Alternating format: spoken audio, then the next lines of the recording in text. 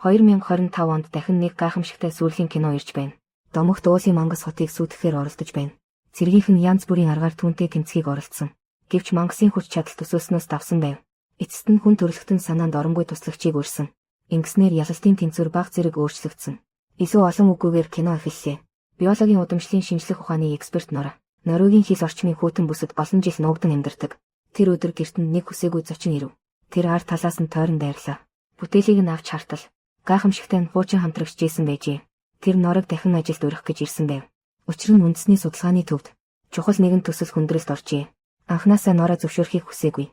Гэвч судалгаа нь Уусын мангас авраг троллтой холбоотойг сонсоод түүний нүд гинэт гэрэлтэв. Тэр энгийнхэн бэлтгээд Джейсоныг даган хөдөлсөн. Нороо дахин асуухад Джейсон нууцлаг байсаар ямар ч мэдээлэл өгөхөөс татгалцсан. Мөн Нород нууцлалын гэрээ бичигт гарын үсэг зурулсан. Удалгүй. Нисдэг тэрэг дотоодын хамгийн том цахилгаан станц дээр газардлаа. Нэр хүндтэй хэд хэдэн биологчид аль хэдийн удаан хүлээж байв. Тэд богинохон мэндэлсний дараа тэд Норог дагуулan газар доорх лабораторид оров. Тусгай төмөр хаалга нэгдэх тэр мөчид Нороо бүрэн цочирдож хөдөлж чадсангүй. Тэнд аврах том хүний хэлбэртэй мангас харагдав. Ян төв талбайн гол зогсож байна. Хөл доорх хүмүүс ажилтай завгүй шургуулж буй шоргоолж шиг харагдана. Хажууд байгаа шинжээч тайлбарлаж байна. Энэ Уусын мангас аврах троллийг 100 гаруй жилийн өмнө олдсон үедээ яг ийм байдалтай байсан. Судлахад хэлбэр болохын тулд тэд бүхэл бүтэн уулыг ухаж гаргасан. Энэ үед нэг ажил хэрэгч эмэгтэй ирлээ. Түүний нэрийг Мари гэдэг. Тэр энэ төслийн судалгааны удирдагч. Джейсон эцэст нь одоогийн хүндрэлээ хэллээ. Олон жилийн турш тэдний судалгаа огт ахицгүй байлаа. Хамгийн энгийн сэрэх үйлдэлийг хийж чадахгүй байна. Конгрессийн олон хүн энэ төслийг төр зогсоохыг шаардаж байна. Энэ үед Нороо сая л ойлгов. Нүднийх нь өмнөх Уусын мангас амьд байжээ. Хажууд нь байсан шинжээч толгой дахив. Тэд сулхан судасны цохилт илрүүлсэн байна. Уусын мангасын биед бас зүрхтэй төстэй эргэтэн байх ёстой. Цэргийнхэн үүнд зориулж хамгаалалтын арга хэмжээ бүрэн авсан. Ойр хавьд нь бүгдэд Уусын мангас аврах троллийг дарамгуйлдаг тусгай хит ягаан туяаны гэрэл суйрлуулсан. Джейсон Нороо 2-2 дугаар давхарт гарч ирэв. Хамгийн төвд байрлах үзэсгэлэнгийн тавцан дээр хагас хуучин хууль бичиг тавигджээ. Түүний үлдэгдэл хэсэгт Уусын мангасын овгийн тухай тэмдэглэсэн байв. Тэднийг үндэслэгч хаан Олаф хөөж явуулсан эмгэнэлтэй түүхийг өгүүлжээ. Мэргэжилтнүүд эцэст нь хүрээлэнгийн үүргийг хэлв. Үнэн хэрэгтээ Уусын мангас бүрэн овогтой болох нь батлагдсан. Тэд яаралтай сүрх арга олох ёстой. Хэрвээ нэг өдөр дахиад 2-3 толгой гарч ирвэл тэдний улс аюулд орно. Нороо тэр даруй ихийнхэн дарамт мэдрэв. Тэр ариун цэврийн өрөө орох шалтгаан гарган өрөөнөөс гарлаа. Өндөр танил уулын авраг троллийг харж тэр өөрийн ирэхгүй цахилгаан шатанд суулаа. Төмөр хүрээгээр хамгийн ойрын байрлалд очив. Хэдэн секунд эргэлзсэний дараа Нороо гараа Уусын мангасын духан дээр зөөлөн тавилаа. Нүдээ үл ялэг аниад амандаа намуухан дуугаа илж эхлэв. Доод давхрын хамгаалагч кофе аваад буцаж ирэв. Гэтэл Уусын мангас гинэт зүрхний цохилт нь мэдэгдэхүйц өөрчлөгдсөн байлаа. Нороо огтхон ч төсөөлөөгүй. Зүгээр л нэг дуу дуулсан төдийд унтаж байсан Уусын мангас гинэт сэрчхэн гэж бодоогүй. Доор ажиллаж байсан ажилчид гайхшин цочирдлоо. Энэ бол бүгдийн удаан хүлээсэн зорилгоудын нэг байсан. Гэвч тэд огтхон ч баярлаж чадсангүй. Учир нь Уусын мангас аврах троллийн хүч тэдний төсөөлж байснаас хавгүй их байлаа. Гар хөлтөн хийсэн төмөр гинж огт үр дүнгүй байв. Мэргэжилтэн хит ягаан туяа асаахыг тушаалаа. Харин удирдагч Мари үүний улмаас мангасыг алахгүй гэж санаа зовж байв. Хоёр тал түлхэлцэх үедээ ширээн дээрх кофег асгасан. Хит ягаан туяаны унтраалга богино холболтонд оржээ. Уусын мангас аврах ямар ч хэрэгэлцээгүйгээр төмөр гинжнээсээ мултарсан. Хажууд нь байсан Норооч бас цохиулан хол шидэгдсэн. Аз болоход тэр даруй төмөр тор руу орж имтсэн. Тийм ч ноцтой гэмтэл аваагүй. Бүгд яаран доорх лабораториос гарч гүйлцсэн. Яг тэр үед Уусын мангас авраг уулыг нэвтлэн гарч ирэхийг харсан. Тэр эргэлзсэн байдалтайгаар эргэн тойрноо харлаа. Эцэст нь баруун эргийн зүг алхаж эхэллээ. Хүмүүсийн сэтгэлд хүчтэй төгшөөр төрөв. Дараагийн мөчид хамгийн ойрхон агаарын хүчний баазад ирлээ. Нороо энд хуучин танилтайгаа тааралдав. Тэр бол оролцож байсан. Уусын мангас троллийг хөөж байсан хошууч Крис. Тэд хідүүлээ хурлын өрөөнд орж ирэв. Ерөнхий сайд яаран ирж буйг харлаа. Тэдний хамгийн их айж байсан зүйл үнэхээр тохиолдлоо. Уусын мангас аврах тэнгэрээс гарлаа. Энэ аюулыг заавал шийдэх арга олох хэрэгтэй. Төслийн удирдагч Мари харин амьд барихыг санал болгосон. Эцсийн эцэст энэ бол маш их судалгааны үн цэнтэй дээж. Нороо үүнийг сонсоод бараг үгүй боллоо. Юу та бүхэнд ийм их итгэл өгөөд байна вэ? Өнгөрсөн удаа Уусын мангас аврагыг дарах үед хүмүүс маш их хохирол амссан шүү дээ. Эцэст нь ерөнхий сайд шийдвэр гаргаж агаарын хүчнийг хөдөлгөж Уусын мангасыг дарахыг оролдсон. Энэ ажиллагааны удирдагч нь хурандаа Крис байсан. Нороо санаа зовж байсан бол тэр өөрөө маш их итгэлтэй байв. Эдгээр жилүүдэд цэргийнхэн ч бас зүгээр суусангүй. Уусын мангасыг дарах шин төрлийн зэвсэг тусгаалan бүтээжээ. Нороо энэ нь юу болохыг ихэд сонирхов. Крисийг даган цэргийн агуулга руу орлоо. Тэд зэвсгэлсэн нисдэг тэргэн дээр маш хүчтэй хит ягаан туяаны гэрэл суйрлуулжээ. Энэ бол өнгөрсөн тулаанаас олж авсан туршлага юм. Бүх зүйл бэлэн болмогц. Хоёр шинжилсэн нисдэг тэрэг шүн дөлөөр хөдлөө. Камер бус гисийн цааны бааз руу шилжив. Шүн болсон ч энд гэрэл цацарч байлаа. Улсын өнцөг булан бүрээс ирсэн жуулчид цугларсан байв. Шүний амьдралд дурлагчид бааранд хөгжилдөж байлаа. Газар гинт дөргөв. Бүгд зогсоод бие биенээ гайхан харлаа. Гэтэл дараагийн мөчид баарын дээвэр асар их хүчээр цөмөрч орж ирэв. Асар том толгой гарч ирэв. Бүгд хамгийн түрүүнд гар утсаа гаргаж зураг авлаа. Магадгүй нэр төрөнд доромжлогдсон гэж мэдэрсэн байх.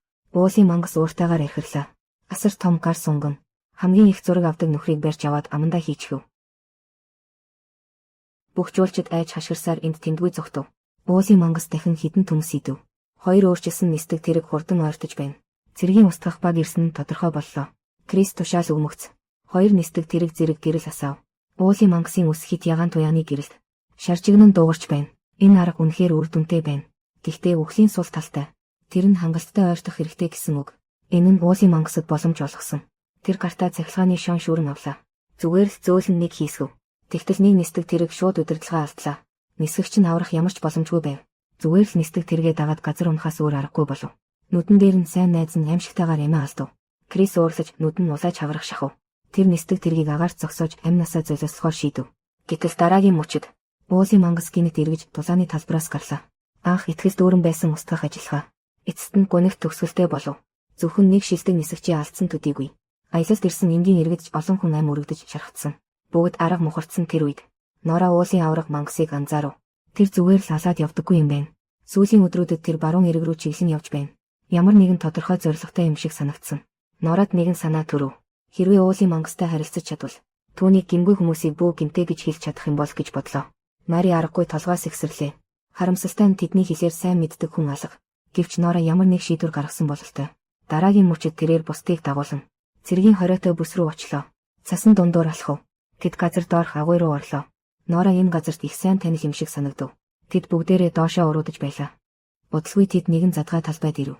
Тойронд нь хурц чулуун багнууд сүндэрлэн. Нора ингэж тайлбарлав. Эртний үед энэ газар ан хийх талбай байсан гэдэг. Хааны дайчид уусын мангасын зулцгийг өгөөш болгон ашиглаж, нас бий гүйцсэн уусын мангасыг энэ өрхөнд оруулдаг байжээ. Ингэж хэлээд Нора уусын мангасын биенээс унсан чулууг гаргаж цохлоо. Тунгалаг чимээ ангалын гүнд зуурайтав. Урд талын хад гинэт хөдөлж эхлэв. Уусын авраг мангас толгоогоо цохиулв.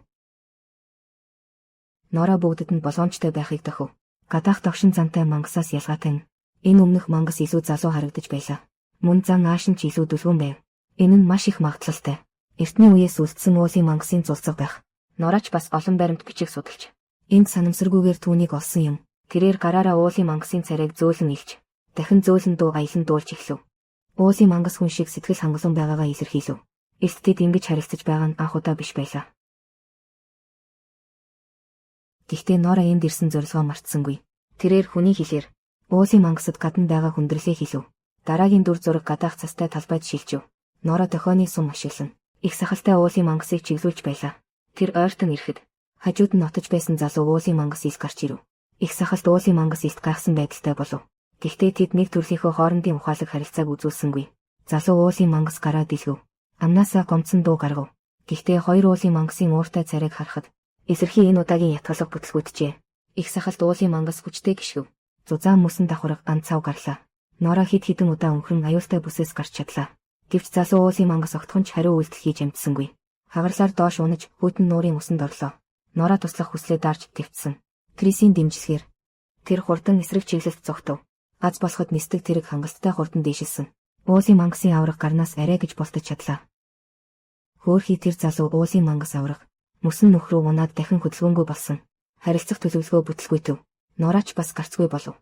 Ширүүн салхи газрын зураг руу үлээв. Мари уусын мангасын явсан зам жаахан хачин байна гэж сануулв. Яг л мөргөлчдийн зам шиг санагдаж байна. Харин түүний эцсийн зорилго маш их магадлалтайгаар энэ нь ариун Тронхим хот байх болно. Тэнд бол үндэслэгч эзэн хаан Олафын ихэлсэн газар юм. Хагас хуучин бичих тэмдэглэснээр тэр яг тэнд уусын мангас авраг троллуудыг хөөж устгасан. Нора тэр даруй аимшигтай үнэмд таамаглав. Уусын мангас Тронхим хот руу очихоор төлөвлөж байна. Өнгөрсөн үеийн удам угсааны өшөө хорслоо авах гэж Нора болон бусад нь хамгийн түрүүнд өмнө нь нийслэл байсан энэ хот руу нисж ирэв.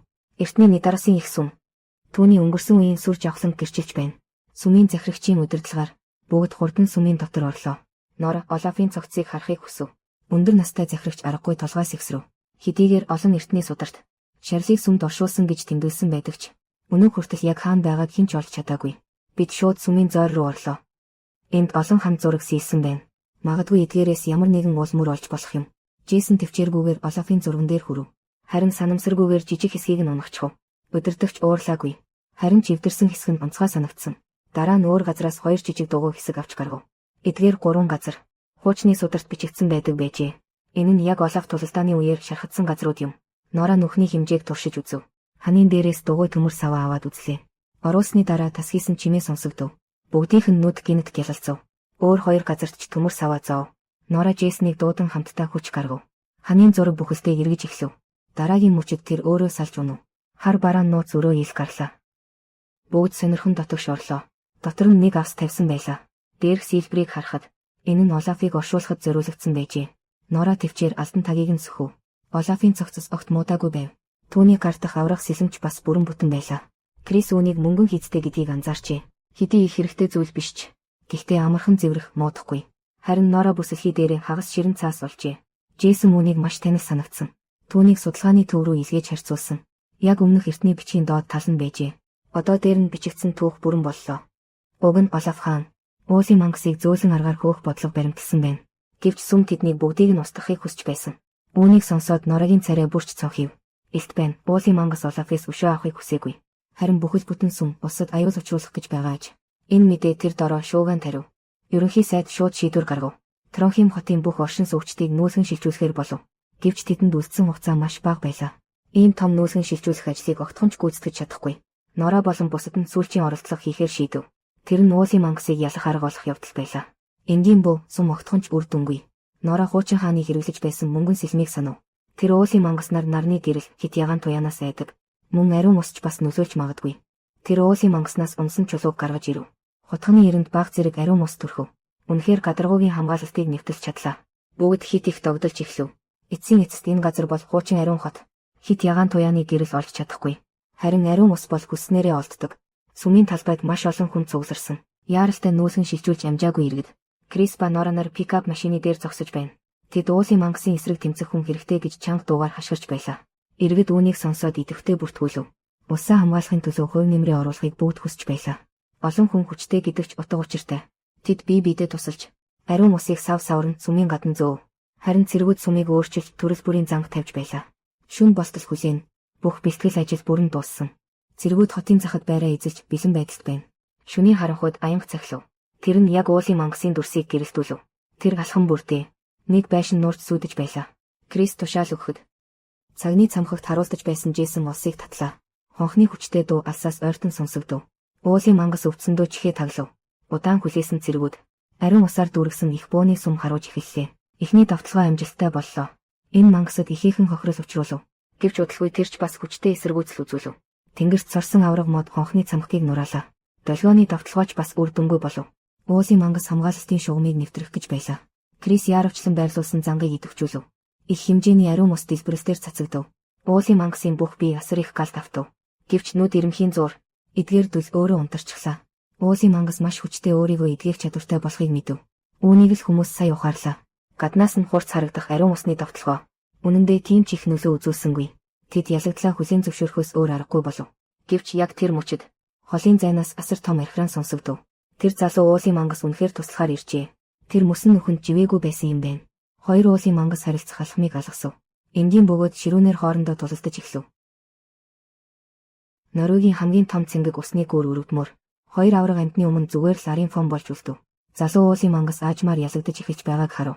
Нора ямар нэг зүйл хийх хэрэгтэй гэдгийг ойлгов. Удирдагч Мари өмнөх судалгаагаа санав. Уулын мангасын биед цохилж буй зүрх байдаг. Магадгүй тэр нь түүний жинхэнэ сул тал байж мэднэ. Джейсонд гинэт санаа төрөв. Тэр нь арга олох явдал юм. Гэгээн усыг Уулын мангасын гидсэнд цутгах.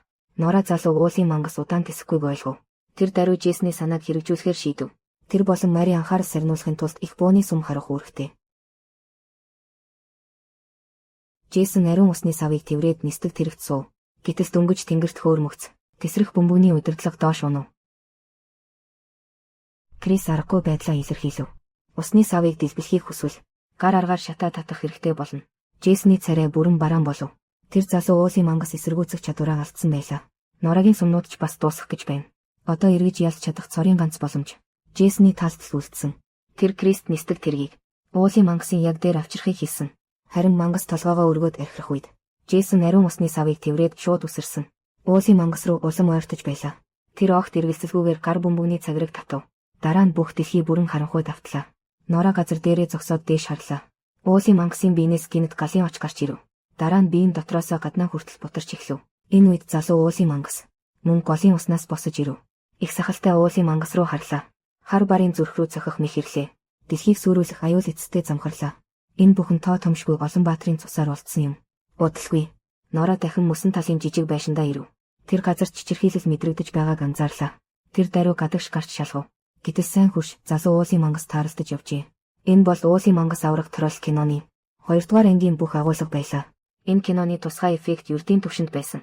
Гэхдээ зарим тохиргоо нь арай хэтэрсэн санагдсан. Ариун ус, нарны гэрэл, мөнгөн идэл. Эдгээр нь чон хүн болон цус сорогчдыг дарахад хэрэгэлдэг зүйлс.